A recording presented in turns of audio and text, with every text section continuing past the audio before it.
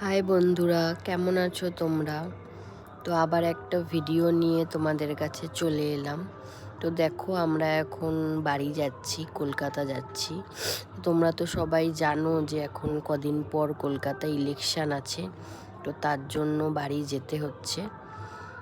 তো স্টেশনে আসার পর দেখলাম প্রচুর মানুষের ভিড় আর প্রচুর লাইন।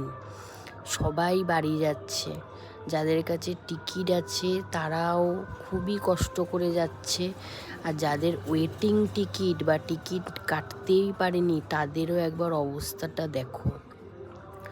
6টা সিটের জায়গায় কত মানুষ দাঁড়িয়ে আছে, বসে আছে। একটা সিটে দেখো কতগুলো মানুষ করে বসেছে। এটা হচ্ছে স্লিপার কোচ।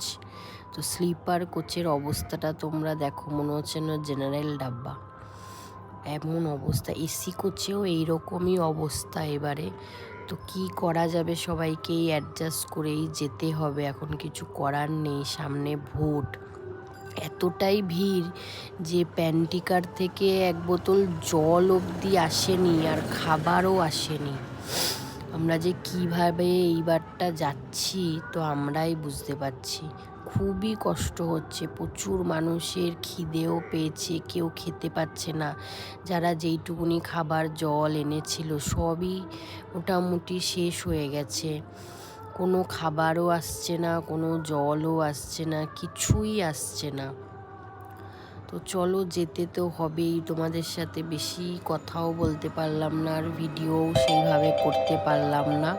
তো চলো, পরে আবার দেখা হবে। আমরা এখন যাই বাড়ি, আবার পরে দেখা হবে। তোমরা সবাই ভালো থেকো, বাই।